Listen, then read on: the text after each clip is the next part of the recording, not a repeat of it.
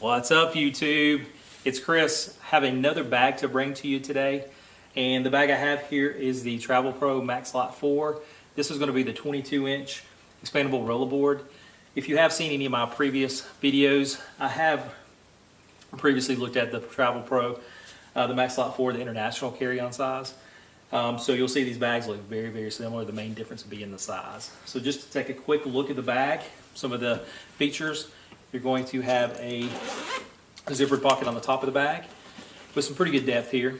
Again, like most bags, a good pocket that's going to give you quick access to like a battery, to charge your phone, travel documents, snacks, candy bar, things like that you want to grab out. Also has this large front zippered pocket. Has the two zippers here.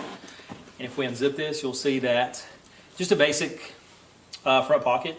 I think it's a good pocket if you have notebook, books, magazine, jacket, rain jacket, something like that you could just throw in. One thing to note, this front zippered pocket and this small zippered pocket on the top here, neither one of those are lockable. Has a grab handle on the top of the bag, grab handle on the side of the bag, and a grab handle, plastic grab handle on the bottom of the bag.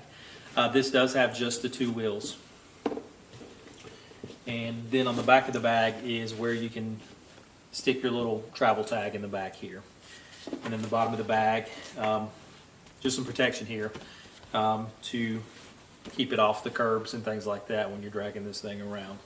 So really the thing I wanted to show most about this bag is, and what I've been impressed is just how much you can fit in this. And again, you know, I'm all about maximizing travel space, you know, having more room to stick my items in case I need it. So let's take a quick look at what we can pack in the bag. So this does have two, seems like relatively heavy duty zippers, and the zippers on this main compartment will be lockable.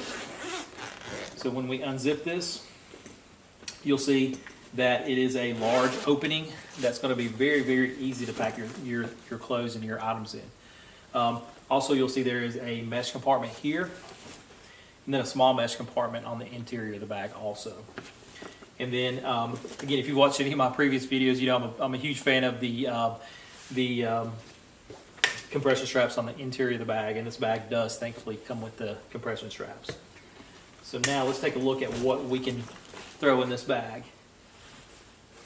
So these items are going to be very similar to what I've packed in some of the other bags that I've looked at. So first I have the Eagle Creek, their clean dirty bag. And what I put in here is 5 rolled t-shirts, underwear, socks on the other side. So usually this is my heaviest item, so I'll put that in the bottom of the bag where the wheels are. The second Eagle Creek packing cube I have, this is going to have 4 pairs of rolled hiking pants. I'll put this on the top of the bag. And again, very impressed with how much you can fit in this bag. So when I actually started looking at this bag, I do have a third Eagle Creek packing cube, and all these packing cubes are medium sized. And what I have in here is 1 t-shirt rolled, 1 long john top, and then I have another pair of hiking pants in here. So I'm going to throw this in the bottom of the bag. And since I'm going to put this third one, I'm going to go ahead and snap this compression strap. And I'll go ahead and strap the compression strap on this top section too. And really, I think that you know, you could probably throw a 4th medium-sized packing cube in here. And you know, to take a look at this, if you have like a large packing cube, I don't see why that would not fit on the bottom. And you know, it's going to give you a lot of versatility with the sizes of the packing cubes you can put in here. So let me snap this. And just some additional things. This is just a packable day pack. Throw this here. Throw my cords, chargers, headphones here. And you'll see here in this mesh compartment, I already have a very lightweight rain jacket. So I went ahead and packed that here. And the last thing I'm going to pack in this bag is just like a puffy jacket. It will start getting cold soon, so I want to be prepared. This is a Nano Puff from Patagonia. Love this jacket. So just to kind of fold this up here, put it in the top of the bag.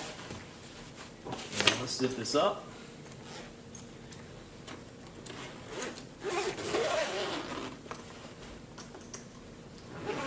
And take a quick look at what this looks like.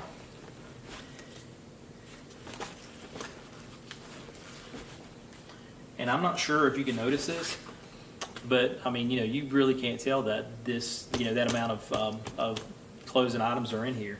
Also, if you wanted to do this, there's also a dedicated zipper that will zip around and give you some additional room.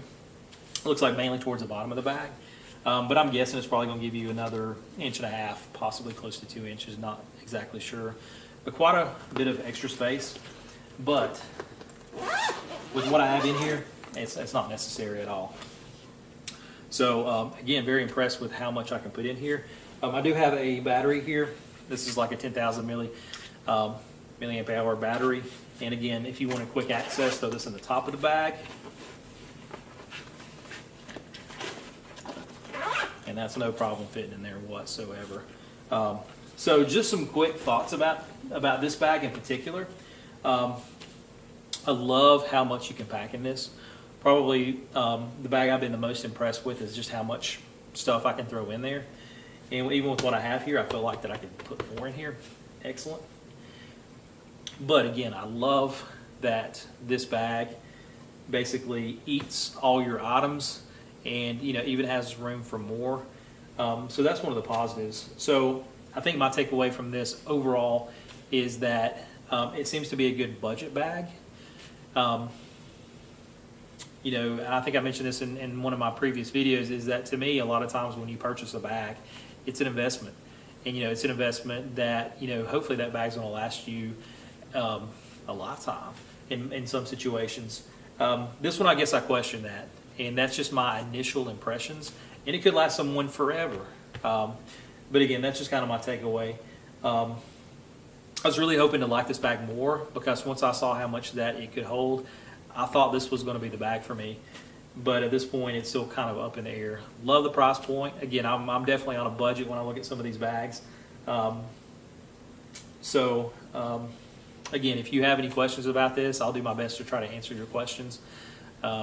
Because if you're like me, I like to kind of know before I buy, purchase, all that, that I'm making a good decision. Thankfully, eBags has a good return policy, so if I decide to send this back, it should not be an issue at all. But again, thank you so much for watching.